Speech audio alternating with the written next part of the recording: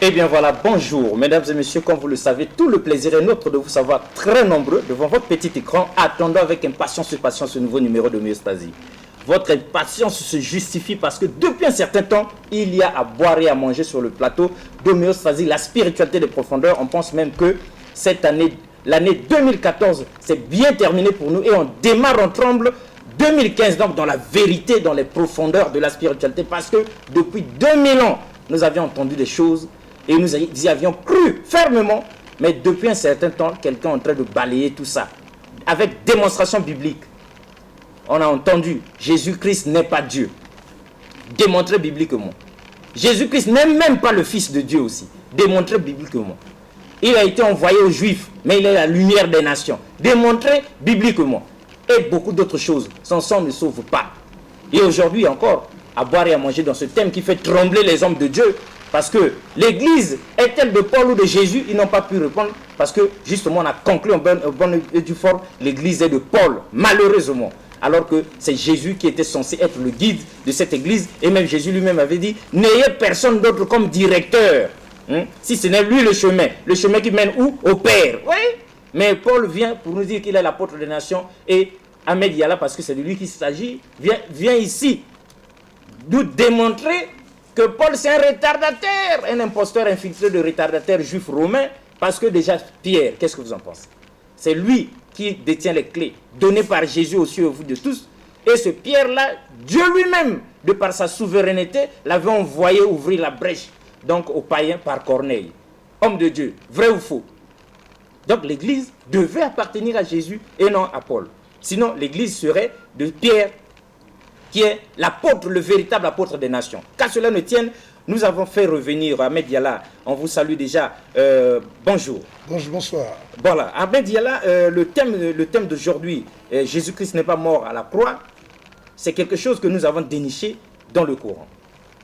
Depuis un certain temps, vous nous faites une démonstration du fait que les trois religions monothéistes croient en un seul Dieu, l'unique Dieu, le véritable. Donc le judaïsme, le christianisme, l'islam.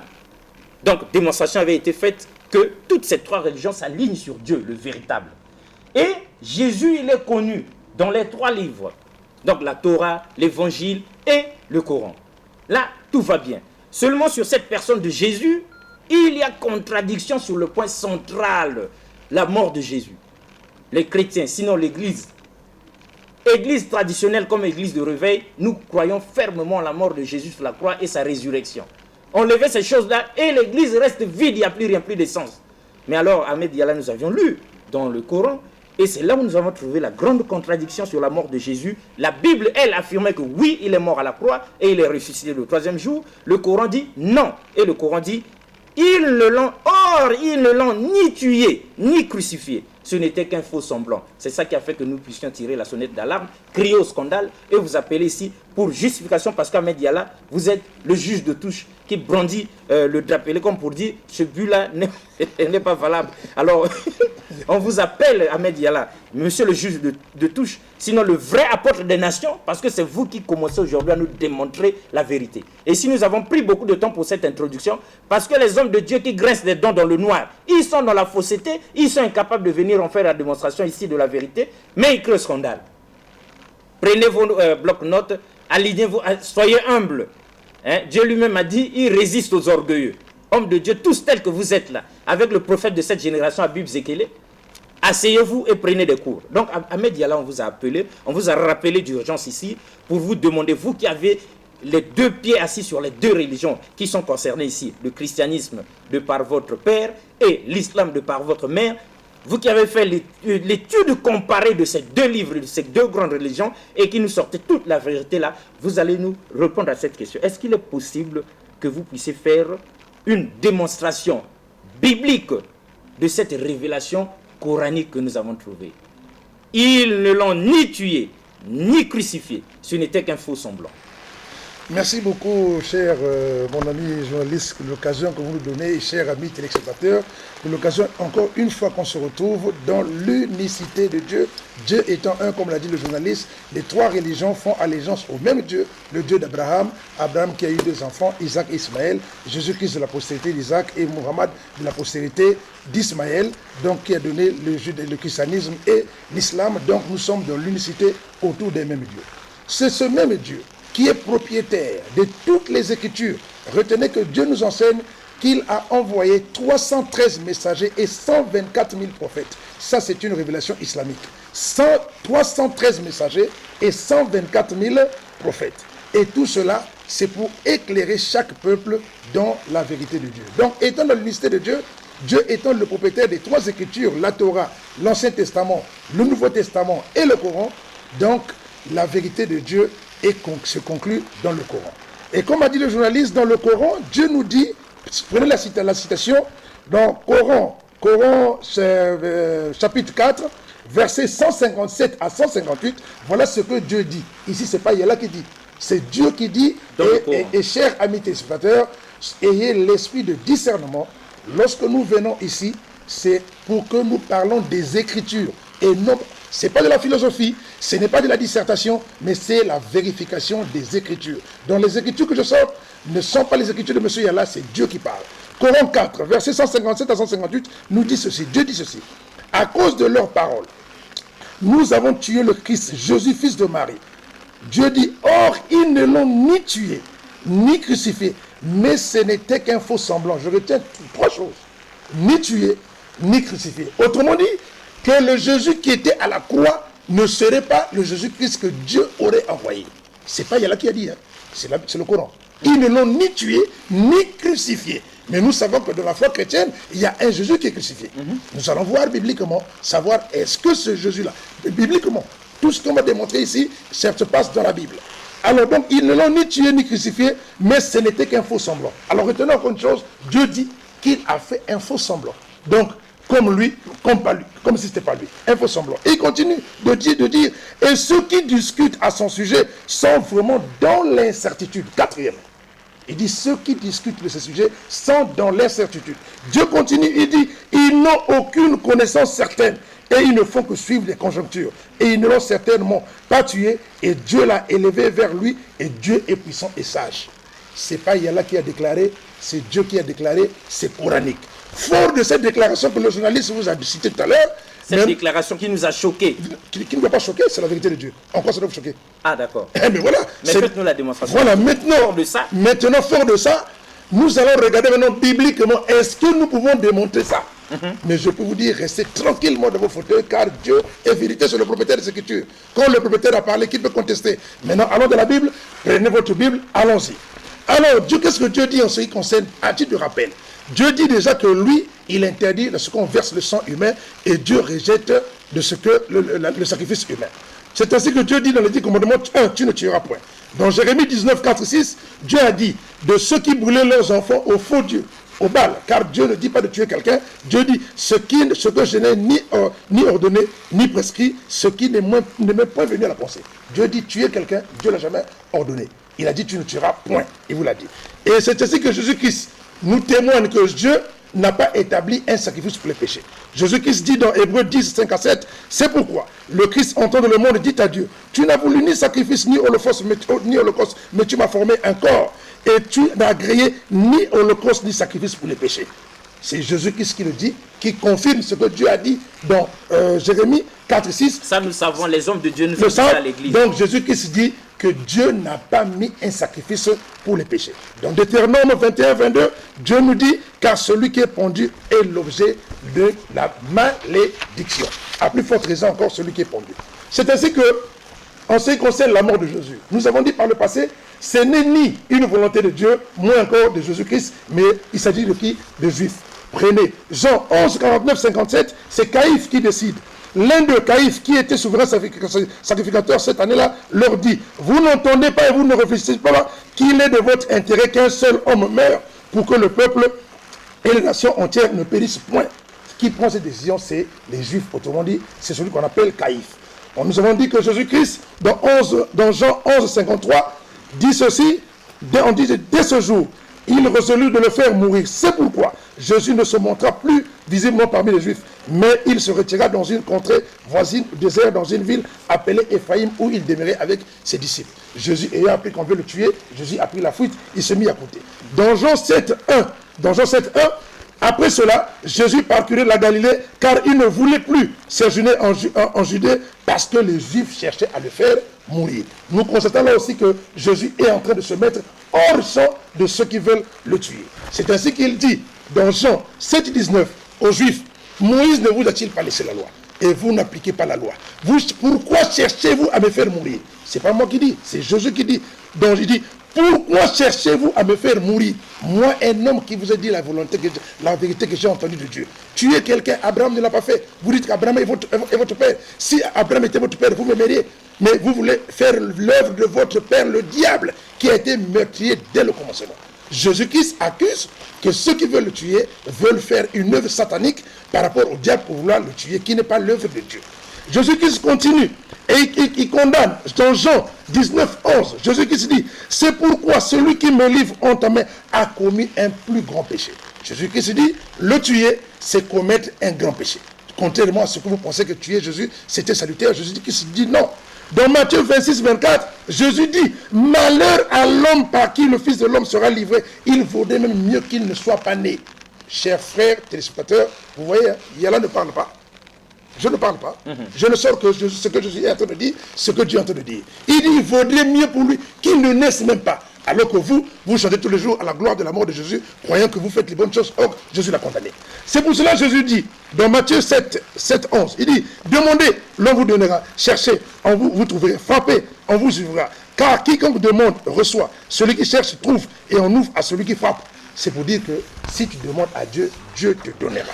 Il dit, qui de vous, si son fils lui demande le pain, vas-tu lui donner de la pierre? Si son fils demande de poisson, vas-tu lui donner un serpent? Mais sans que vous êtes, vous savez donner des bonnes choses à vos enfants. À plus forte raison, le Père qui sait donner de bonnes choses à ceux qui le demandent. Fort de cet enseignement, Jésus-Christ va prier Dieu. Parce que les gens veulent faire quoi? Veut tuer Jésus. Il va se référer à celui qui l'a envoyé. Dans Luc 22, 40 à 44, ses disciples le suivent. Lorsqu'ils furent arrivés dans ces lieux, il leur dit, priez afin de ne pas tomber à la tentation. Il s'éloigna d'eux à la distance d'un jet de pierre. S'éloigna et s'est mis à genoux. Il pria en disant à Dieu, Père, si tu peux éloigner cette coupe de moi, toutefois, que ma volonté ne se fasse, mais la tienne. Alors, d'abord là, il demande à Dieu de quoi? De le sauver de la mort. Il dit toutefois que, pas seulement ma volonté, n'est pas d'accord avec la mort, mais que ta volonté. Nous avons vu ici que la volonté de Dieu n'est pas que Jésus meure. La volonté de Jésus, qu'il ne meure pas. Parce que Jésus manifeste sa volonté à ne pas mourir. Il va dire à Dieu, si tu peux me sauver. Toutefois, peut-être que ta volonté veut que je meure. Mais je suis disposé. Maintenant, nous avons vu que ce n'est pas Dieu qui veut que Jésus meure. On voit que ce n'est pas Jésus qui meurt. Écoutez, alors, un ange lui apparut du ciel pour le fortifier. Vous savez que lorsque vous demandez, lorsqu'on vous envoie un ange, c'est pour le salut. Dieu l'a envoyé un ange pour le salut.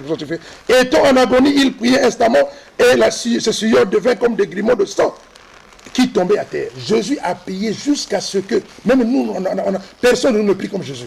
Il a prié jusqu'à ce qu'il a transpiré et que la transpiration tombait comme des grumeaux de sang par terre. Parce qu'il demande à qui? À Dieu de le sauver de la mort. Mais qui est en train de demander à Dieu de le sauver de la mort? C'est Jésus-Christ. Jésus-Christ, celui-là qui a dit, moi et le Père, nous sommes un. Ce que je dis, c'est ce que le Père, je fais ce que le Père m'a demandé de faire. Et c'est ainsi que dans Proverbe 15, 29, Dieu nous dit, l'Éternel c'est loin des méchants, mais il écoute les justes. N'est-ce pas vrai que Jésus-Christ était juste? Si, et même pur et pieux.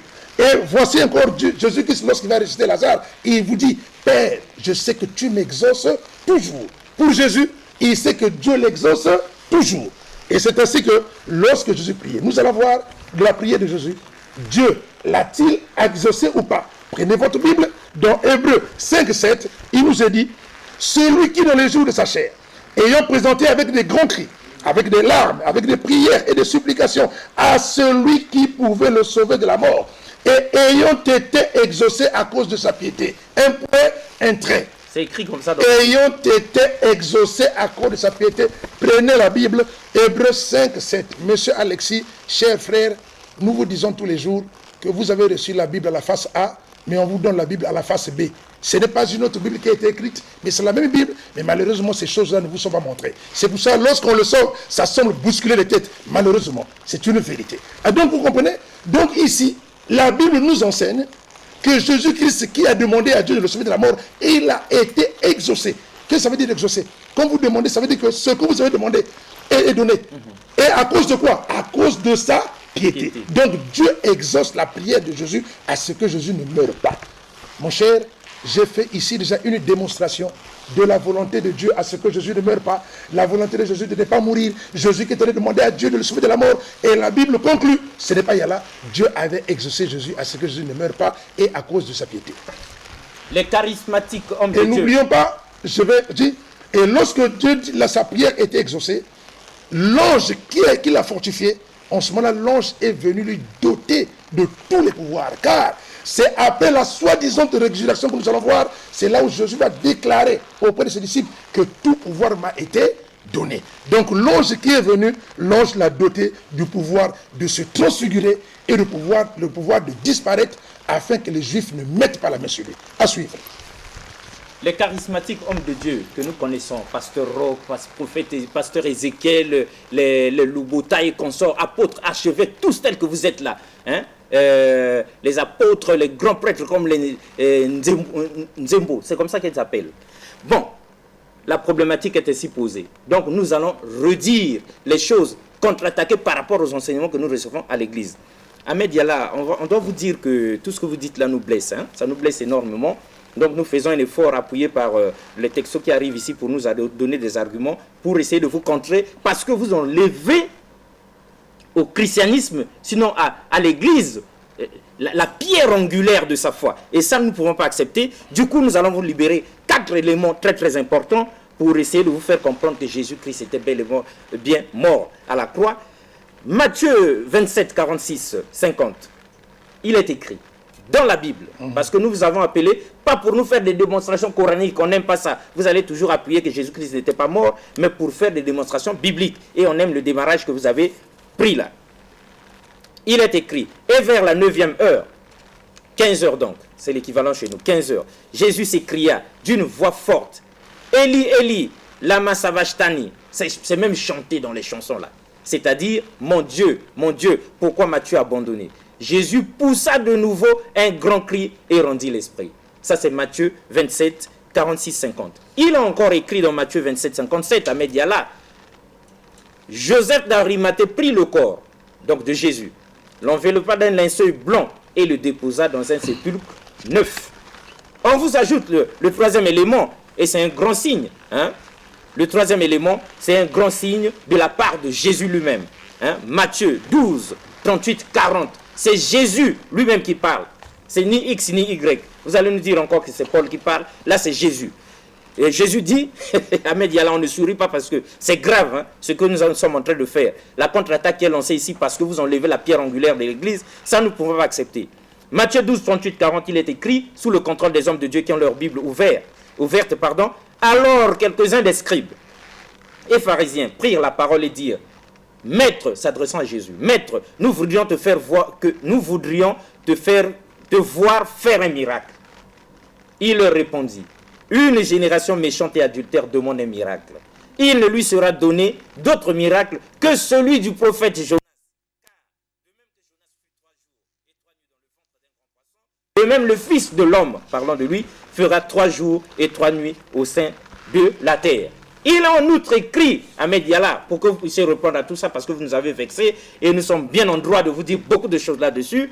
Dans Luc 24, 46, il est écrit, s'il vous plaît, et il leur dit, ainsi il est écrit que le Christ souffrirait et qu'il ressuscitera des morts au 3e jour. Comprenez notre émotion, Ahmed Yalla, et il est écrit, ainsi le Christ souffrira et ressuscitera des morts au 3e jour. Alors, qu'en dites-vous, Ahmed Yalla, de ce déluge de démonstration de la mort de Jésus, sinon de sa résurrection également? Merci beaucoup, mon cher journaliste. Je vais, avant de répondre, je vous dis, d'entrée de jeu déjà, Dieu nous dit qu'il y a des gens qui écrivent des choses de leurs mains.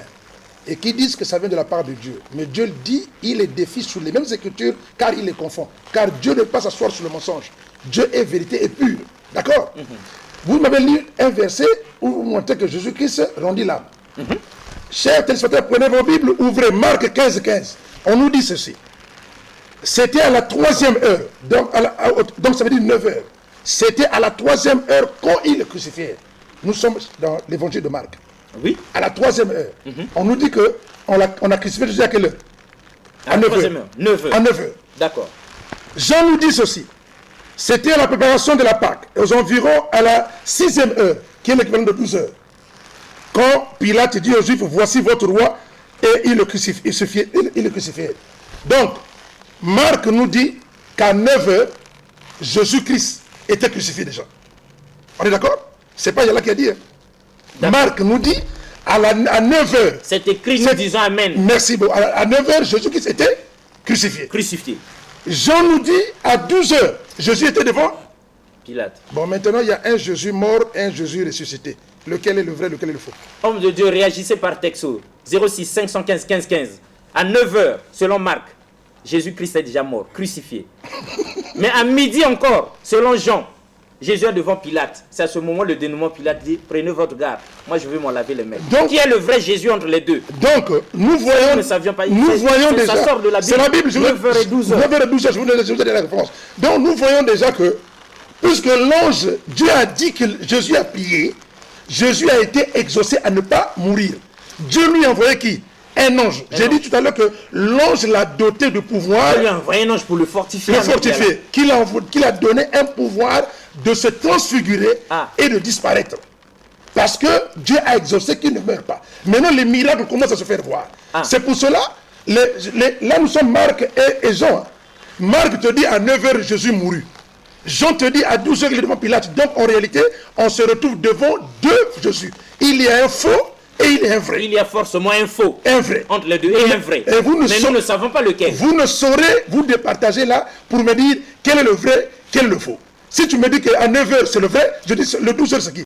Si tu me dis qu'à 12h à 9h c'est faux, je dis qu'à 12h c'est quoi? Voyez-vous? Donc vous ne saurez répondre. Ça c'est un. Premièrement. Deuxièmement, vous m'avez donné le signe de Jonas. Évidemment, parce que ça sort de Jésus lui-même. Vous m'avez dit que Jésus avait donné le signe de Jonas. Ceux qui nous suivent, retenez, si vous ne connaissez pas l'histoire de Jonas, Jonas, Dieu l'avait envoyé vers le peuple Ninive. Au lieu d'aller à la mission, Jonas a changé, il est parti ailleurs. Prenez un bateau pour traverser la mer, et Dieu, comme Jonas n'avait pas exécuté la volonté de Dieu, Dieu a mis la tempête. Ça, et le bateau a failli donc se renverser. Et Jonas, conscient que le mal qui devait arriver était son mal à lui, a dit aux gens du bateau, la tempête c'est à cause de moi, si vous voulez survivre, jetez-moi dans la mer afin que vous soyez sauvés. On a jeté Jonas dans la mer et Dieu a demandé au poisson d'avaler Jonas, et le poisson a pris Jonas et le jeté à la berge. Et Jonas est reparti vers sa mission. Mais Jonas est resté dans le ventre du poisson pendant 3 jours et 3 nuits vivants. Nous disons Amen. À l'église, on nous dit ça. 3 jours et 3 nuits vivants. Ok.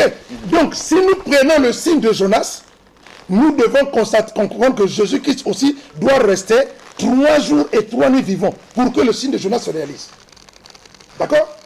On est d'accord? D'accord. Bien. Maintenant, puisque ça sort de la bouche de vous m'avez donné le signe de Jonas. Maintenant, moi, je te donne là où Jésus a refusé le signe de Jonas dans la Bible. Prenez votre Bible. Matthieu 8, 11. Les pharisiens survinrent, se mirent à discuter avec Jésus, et pour l'éprouver, ils demandèrent un signe venant de lui. Jésus, soupirant profondément de son esprit, et dit, pourquoi cette génération demande-t-elle un signe? Je vous dis en vérité, il ne sera point donné de signe à cette génération. Puis il les quitta, remonta dans le bateau et passa de l'autre bord. Donc, toi tu me donnes, là où Jésus, on te dit dans la Bible que Jésus avait donné le signe de Jonas. Oui. Ici, moi j'ai Marc 8, 11. Prenez-le. Jésus-Christ dit, il n'a pas donné le signe. À qui faut-il croire? Qui répond? Qui répondait? À qui faut-il croire? Homme de Dieu, dites-nous. Hein? Est-ce que Jésus, notre Seigneur, avait donné le signe de Jonas, oui ou non? Mais il ne peut même pas répondre parce que ici, maintenant, on fait parler la Bible, ma chère. S'il te plaît. On fait parler la Bible. Ici, maintenant, il s'agit pas... Mais le signe de Jonas, c'est Matthieu 12, 38, 40. J'ai Marc 8, 11 qui refuse. Ah. Voilà. Toi, tu dis là-bas que Matthieu dit qu'il a donné le signe. Marc dit qu'il n'a pas donné. 1 moins 5 égal à 0. Donc, si on peut considérer argument contre argument, on met ça de côté. Parce que déjà, on ne saura que prendre. Est-ce qu'on va l'accepter ou on va le refuser? Si toi tu dis tu acceptes, moi je dis je refuse. Bibliquement. Ça y est là, bibliquement. Ok. Continuons. Continuons. Maintenant, je vais vous alléger. Je vais vous alléger la tâche. Nous sommes pris de court, on vous écoute. Le temps que les hommes de Dieu nous adressent. Roulons. Oui, on vous écoute. Je vais vous alléger la tâche. Maintenant, je laisse mon argument. Je prends votre argument. Là, on considère le signe. Considérons le signe. Okay. Voilà, on y va. Jésus a dit qu'il va faire combien de jours? 3 jours et 3 nuits. Okay. Au sein de la terre. Ok. Le corps de ce fameux Jésus est descendu de la croix le vendredi à 18h. Donc, pour me répéter, je dis que le corps est descendu vendredi à 18h. Il a passé la nuit de vendredi à samedi. Amen. A passé la journée de samedi.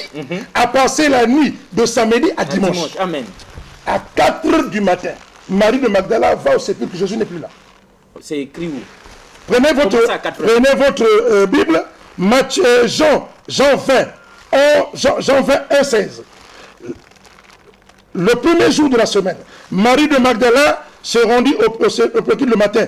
Comme il faisait encore obscur. Il faisait encore obscur. Donc nous sommes à 4h05 du matin. Le jour ne s'est pas encore levé. Non. Donc nous sommes à 4h du matin. Elle vit que la pierre était ôtée du sépulcre et le Seigneur Jésus n'était pas là. Où sont les 3 jours et 3 nuits? Où sont les 3 jours? Puisque le signe là-bas est donné, il dit, comme Jonas avait fait 3 jours et 3 nuits dans le ventre du poisson, n'est-ce pas? Nous avons dit que Jonas était vivant. Jésus-Christ aurait dit que lui aussi ferait 3 jours et 3 nuits. Nous sommes là. Où sont les 3 jours et 3 nuits? Force nous est de constater, mesdames et messieurs, chers hommes de Dieu et servants du Seigneur, qu'il n'y a pas vraiment 3 jours et 3 nuits. Bien. Mais qu'à cela ne tienne à Média là. Vous avez autre chose à ajouter? Je continue. On vous écoute. Je continue. Donc, vous avez remarqué déjà que on n'a pas 3 jours et 3 nuits. Le signe de Jonas n'est pas complet. J'ai pris votre argument, j'ai laissé le mien. Quand on exécute le signe de Jonas, il ne s'exécute pas. Tant mieux encore. Quand même qu'il fallait, s'il se réalisa, il fallait que nous comprenions que Jésus était vivant. Parce que Jonas était vivant. N'est-ce pas? Jésus devait rester en principe vivant. Pour que le signe de Jonas soit validé. Même si ça s'était réalisé, il fallait qu'il reste vivant. Même s'il y avait 3 jours et 3 nuits, Jésus devait rester vivant. De bout en bout. Donc il ne mourrait pas. Je m'arrête là. On dit Amen à ça. Homme de Dieu, on est obligé de dire Amen à ça. Mais Ahmed Diala, qu'à cela ne tienne, malgré tout, parce que nous vous avions dit d'entrée de jeu que vous avez arraché la pierre angulaire d'un édifice, nous ne pouvons pas l'accepter. Et cet édifice, c'est l'église, malgré tout. Nous voyons bien qu'il n'y a pas de ces 3 jours et 3 nuits, certes. Mais, Jean 20, 1, 16. Comme je l'ai cité. Voilà, comme vous l'avez cité d'ailleurs. Oui. Le premier jour de la semaine, Marie de Magdala se rendit au sépulcre dès le matin, comme il faisait encore obscur, vous l'avez dit. Et elle vit que la pierre était ôtée du sépulcre et le corps de Jésus n'y était pas. Oui. Ahmed Diala. Ça, c'est clair qu'il y a eu résurrection. Mon cher ami téléjournaliste, le corps de Jésus n'y était pas. Et cher ami téléspectateur, je vous donne d'abord un principe avant que je ne rentre là. Monsieur Alexis, si votre père meurt, ou toute personne d'abord, pour qu'on parle de résurrection d'une personne, il faut l'avoir vu mourir et il faut le voir aussi être ressuscité. Mais comme j'avais vu mourir papa en 2007. Voilà, tu dois voir la personne morte et ressuscitée. On a vu Jésus ressusciter Lazare. Oui, tout le monde a vu. Tout le monde a vu le corps de Lazare en train de pourrir. Jésus a ressuscité Lazare devant les gens. D'accord.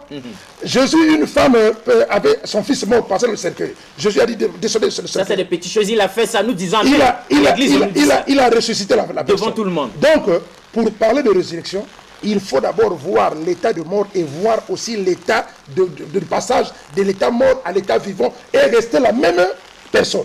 C'est-à-dire que si aujourd'hui, monsieur Alexis, vous êtes ici, vous mourrez. Oui. Si vous mourrez. Si vous ressuscitez, il faudrait que vous réapparaissiez tel que vous vous avez connu. Mais ça peut être Alexis Bongo. Bon, maintenant, si vous mourrez et que vous réapparaissez maintenant comme monsieur Dabira, directeur de la TV, est-ce que c'est monsieur Alexis? Non du tout. Vous comprenez? Ça, c'est nous vous comprenons sans savoir où vous allez. On vous comprend. Bien, maintenant, vous avez dit Marie de Magdala. Oui. Jean nous dit ceci. Dans Jean 21, 10, on nous dit, par rapport à ce miracle, à cette résurrection, que ce serait Marie de Magdala qui se serait rendue au sépulcre seule. Ça, c'est ce que dit l'évangile des Jean. Matthieu nous dit, c'est Matthieu 28, 1, 10, je donne toutes les références. Matthieu 28, 1, 10 nous dit, c'était Marie de Magdala et l'autre Marie. Combien de versions? 2 versions.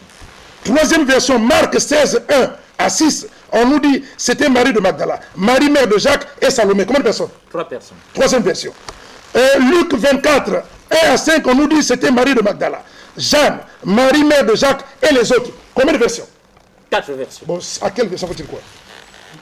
Homme de Dieu, dites-nous. C'est biblique. Mais je donne les références. Donc maintenant, voyez-vous, Alexis, si moi je suis un païen. Ahmed Diala, n'exagérez pas. Si c'est biblique, vous nous dites ce qui est biblique. Si c'est pas biblique. J'ai donné les références, mon cher. J'ai donné ici les références. Alors donc 4 versions. 4 versions différentes. 4 versions différentes. Maintenant, regardons la qualité des gens qu'ils auraient trouvés sur place. La qualité des gens qu'ils auraient trouvés. Parce que là aussi, il y a problème, Ahmed Diala. Il y a problème. Jean nous dit que lorsque c'était Marie de Magdala qui serait partie seule, c'est le cas, elle avait trouvé 2 anges. Tandis que Matthieu nous dit que lorsque c'était Marie de Magdala et l'autre Marie, ils avaient vu un ange descendu sur le ciel. 2 et 1, c'est différent. Marc nous dit, quand c'était Marie de Magdala, mère de Marie, Jacques et Salomé, ils ont vu un jeune homme. Un jeune homme. Luc nous dit, quand c'était Marie de Magdala, Marie mère de Jacques et les autres, ils ont trouvé 2 hommes.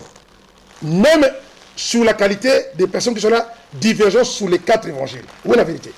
On va croire à qui? On va croire à qui? Difficile de croire à quelqu'un. Bon, maintenant, moi, si je suis un païen, je veux croire en votre religion. Je viens, je te dis, donnez-moi les fondamentaux de votre religion. Est-ce que je vous crois? Continuons. Maintenant, c'est pour cela Paul s'ajoute encore à l'intérieur. Paul s'ajoute. On vous écoute. Paul dit, et on vous attend autour. Paul dit, souviens-toi de Jésus-Christ qui est de la postérité de David, ressuscité des morts selon mon évangile. Paul n'était pas là. Parce que lorsque Jésus-Christ est vivant et mort, Paul n'est pas. Paul dit, Jésus-Christ ressuscité des évangiles, des morts selon son évangile. Voyez-vous déjà? Selon son évangile. Son évangile. Bon, lui n'était pas là. Donc chacun prend sa part et raconte ses histoires. Chacun compose comme Luc l'avait dit. Voilà. Donc déjà, le récit de la résurrection. Et puis je t'apprends que dans la Bible, personne n'a vu la résurrection de Jésus. Je ne dis pas Jésus ressuscité, je dis voir la résurrection. Parce que le processus partir de l'état de mort à vivant, personne ne l'a vu. Comme lorsque Jésus ressuscitait les gens. Personne ne l'a vu. Nulle part. Nulle part. Homme de Dieu, dites-nous le processus lui-même. Comment Jésus qui est mort là, comment il va ouvrir ses yeux? Est-ce que c'est écrit? Mais c'est ça, c'est le récit que je t'ai donné là. C'est ça qui. C'est ça. C'est rien que ça. Donc personne d'entre eux n'a vu comment il revient à la vie. Je ne parle pas de la vision de Jésus ressuscité, on va arriver. Mais je parle du processus, aller de l'état de mort à l'état de la résurrection. Personne ne l'a vu. Donc, c'est comme je prends un exemple, je coupe là par exemple. Ton père meurt, tu mets le corps à la morgue. D'accord? Suivez-moi. Ton père est mort, tu mets le corps à la morgue. Tu arrives à la morgue pour prendre le corps de ton père pour aller enterrer. Les gardiens de la mort te disent, c'est pas la peine de jeter ton père ici, ton père est ressuscité. Tu demandes où est-il? Il n'est pas là. Ahmed Diala, faut pas faire du théâtre. Il n'est pas là. Mais je ne veux pas croire à Ils n'ont vu personne. Ils n'ont vu personne. Ils ont vu personne. Ah, ils n'ont vu personne. Voilà. Selon ce que vous venez de démontrer. Voilà, ils n'ont pas vu Jésus. Ils ont rencontré des gens. Mais nous allons voir maintenant qu'est-ce que les gens ont dit. Ahmed Diala, restez tranquille. Un coup, c'est une personne. Un autre, c'est 2 personnes. Après, c'est un ange descendu du ciel. Après, c'est 4 personnes. On ne comprend plus. Qu'est-ce qui s'est passé juste? Déjà, ceux qui vont là-bas, une fois c'est une femme, c'est Marie seule, c'est Marie accompagnée, c'est Marie et les disciples et les autres. Maintenant, homme de Dieu, dites-nous, par SMS là, pendant que ça arrive là, pour nous aider là, quelle est la bonne version? Qui des évangélistes a menti? Et pourquoi on garde les mensonges depuis 2000 ans dans la Bible? C'est pas propre. Mais Ahmed Diala, qu'à cela ne tienne, nous sommes bien aguerris, parce que vous savez, nous aimons Jésus. On a bel et bien vu. Ahmed Diala, malgré toutes les contradictions que vous venez de dire là, qui nous ont fait très mal au cœur, mais on a vu au moins qu'il y a eu Jésus ressuscité apparaître aux disciples dans la Bible. Même si le processus, personne n'a été témoin, mais le Jésus ressuscité, il est apparu aux disciples. Ahmed Diala. Mon cher Alexis. Ça au moins ça confirme. Mon cher Alexis. Tu t'amènes à ça, Ahmed Diala. Je ne pourrais pas dire amen à ça parce qu'il y a des complications là-dessus. Encore. Mais vous allez voir. Là encore, je prends encore à témoin ceux qui nous suivent. Je répète encore ce que je dis. Si tu meurs et que tu dois être ressuscité, il faudrait que nous te voyions de l'état de mort et on te voit aussi, tu reviens à l'état de vivant. Et tu dois rester la même personne. C'est-à-dire les traits physiques. Mais bien sûr, j'ai pris l'exemple, si toi tu meurs nous te connaissons là, monsieur Alexis. Maintenant, on vient, on dit Alexis est ressuscité. Où est Alexis? On nous montre monsieur Dabira. Est-ce qu'on va accepter? Pas question. Bon, d'accord. Alors les gens commencent à voir quelqu'un d'autre présenté au méostasie, c'est Alexis ressuscité, ils vont pas accepter. Je vous ai dit déjà que l'ange avait doté Jésus du pouvoir de se transfigurer et de disparaître afin que les Juifs ne mettent pas la main sur lui. Bibliquement, on va le démontrer. Quand il est venu le fortifier. Prenez Jean 20, 13, 15. Marie de Magdala. Elle lui dit, donc lorsqu'elle s'est rendue maintenant, Marie de Magdala, quand elle est partie, les deux personnes qu'elle a vues, lui dirent, femme, pourquoi pleures-tu? Elle leur répondit, c'est parce qu'ils ont enlevé le corps de mon Seigneur. Je ne sais là où ils l'ont mis. En disant cela, quand elle se retourna, elle vit Jésus debout. Mais elle ne savait pas que c'était Jésus. Marie de Magdala. Comment ça, elle ne savait pas? Pourquoi? Parce que le Jésus qui est devant Marie de Magdala n'est plus le même Jésus, son Seigneur, qu'elle a connu. Il n'a plus les mêmes traits. Ce n'est plus le même visage. Elle a même confondu Jésus au jardinier. Ah. On dit bien ici. C'est biblique. Voilà. Pourquoi pleures-tu? Qui cherchait? Elle pensait que c'était le jardinier. Marie de Magdala, qui a vécu avec Jésus, qui connaît Jésus, ne reconnaît plus Jésus. Ce Jésus-là. Qu'on le confond à qui? Au jardinier. Au jardinier. Parce que le Jésus, la personne qu'elle voit, n'est plus dans la conception physique et faciale le Jésus qu'elle a connu. Et on a bien dit, la Bible dit, je vous ai dit, Jean 20, 13, 15, mais elle ne savait pas que c'était Jésus. Continuons. Dans Matthieu 28, 5, lorsqu'elle discute avec les deux personnes, on lui dit, la personne lui dit, allez promptement dire à ses disciples qu'il est ressuscité des morts, et voici qu'il vous précède en Galilée. Donc, les deux anges, les deux personnes disent à Marie, va dire au frère que Jésus est ressuscité. Oui, mais nous disons amen à ça. Et il vous précède en Galilée. Oui, mais je dis bien, on n'a pas vu le processus, d'accord? D'accord. 2. Le Jésus qui est là devant Marie n'est plus Jésus. D'accord. D'accord avec vous. Vous en êtes d'accord? C'est pas moi, c'est la Bible. C'est d'accord avec la Bible. D'accord, ok. Maintenant, les anges disent, puisqu'il n'a pas vu Jésus, il a dit, elle a vu, et elle ne savait pas que c'est Jésus. On dit, allez, il vous précède en Galilée. Il dit, allez, dans Marc 16, 7, on dit aussi, l'ange dit, allez à Galilée. Lorsque Marie de Magdala, dans Marc 16, 10, elle alla porter la nouvelle à ceux qui avaient été avec lui et s'affligeaient et pleuraient. Quand elle entendit qu'il était vivant, ils ne crurent point. Comme Marie de Magdala. Va aux disciples, va leur dire que j'étais au sépulcre. J'ai rencontré le maître qui n'est plus comme le maître que nous avons connu. Ok? Mais l'ange m'a dit, il est parti en Galilée, allez le suivre en Galilée. Dans Luc 24, 24, quelques-uns de ceux qui étaient avec nous, forts de ce que Marie de Magdala vient de dire, alla au sépulcre. Ils ont trouvé les choses comme les femmes l'avaient dit, mais ils ne l'ont pas vu. Donc les disciples viennent au tombeau pour voir ce que Marie de Magdala a vu. Ils arrivent là-bas, il n'y a rien. Ils constatent que le tombeau est vide, mais il n'est pas là aussi. Le Jésus en question n'est pas là aussi, le jardinier n'est pas là. Le jardinier aussi n'était pas là. Maintenant, ils vont aller où? À Galilée. En Galilée. Rapidement. Matthieu 28, 16. Les 11 disciples allèrent en Galilée sur la montagne que Jésus leur avait désignée. Quand ils arrivent, quand ils le virent, quand ils voient qui? Jésus en question. C'est le Jésus en question. Pas Jésus, hein. Le Jésus en question. Le supposé Jésus ressuscité. Quand ils le virent, ils se prosternèrent. Notez bien. Mais quelques-uns eurent des doutes. Ah, mais là, vous êtes un bandit. Est-ce que c'est écrit? C'est écrit là. Mais les disciples eux-mêmes, ils se prosternèrent. Ils ont vu le gars en question, ils ont dit non. Ça là, ça c'est pas le Jésus que nous avons connu. Parce que ce n'était plus Jésus qu'ils ont connu. Ils ont dit, on vient chercher Alexis, on voit M. Dabira. D'accord? On dit que non, ce n'est pas lui. Donc, c'est bien écrit. Hein? Mais quelques-uns eurent des doutes. Jésus s'étant approché ainsi, je suis approché, il leur dit, tout pouvoir m'a été donné dans le ciel et sous la terre. C'est ce pouvoir qu'on a donné à Jésus. C'est ce pouvoir-là que Jésus a utilisé de se transfigurer et de disparaître afin que les Juifs ne mettent pas la main sur lui. Maintenant, quand ils rencontrent ce Jésus transformé, qui était leur maître, qui n'est plus le même, c'est normal qu'ils soient troublés. Ils disent, attends, à quoi on va croire que c'est lui? Parce qu'ils ne s'attendaient pas à ce que Jésus reçoive un pouvoir qui le fasse disparaître, se transfigurer, au point qu'il ne le dans Luc 24, 15 à 17, pendant qu'ils parlaient et discutaient, Jésus s'approcha d'eux, mais leurs yeux étaient empêchés de le reconnaître. Matthieu, Luc 24, 15, 17. Il y en a ne parle pas. Jésus s'approcha d'eux. Jésus s'approcha d'eux. Ils étaient là, mais ils ne se rendaient pas compte. Mais il s'est approché. Peut-être que vous me voyez de loin. Il s'est approché d'eux. Pendant qu'ils parlaient et discutaient, Jésus s'approcha et fit route. Il dit, mais leurs yeux étaient empêchés de reconnaître ce qui Jésus. Yeah. Donc celui qui est ressuscité là ne présente plus les mêmes configurations que Jésus. Dans Luc 24, 36, tandis qu'il parlait de la sorte, lui-même se présentant au milieu d'eux et leur dit que la paix soit avec vous. Saisi de frayeur et d'épouvante, ils croyaient voir un esprit. Ils croyaient voir un esprit. Les disciples. Ils croyaient voir ceux qui ont vécu avec Jésus. Ceux qui ont vécu avec Jésus. C'est écrit comme ça. Voilà. Ils croyaient voir un Jésus. Mais il leur dit, pourquoi êtes-vous troublés? Pourquoi pareille pensée s'élève dans vos cœurs? Voyez mes mains, voyez mes pieds. Jésus, pour les faire savoir que c'est bien moi, même si je ne ressemble plus à celui que vous avez connu. Regardez mes mains. Regardez au moins là. Là où il y avait des clous. Regardez mes pieds. Suivez la suite. Hein.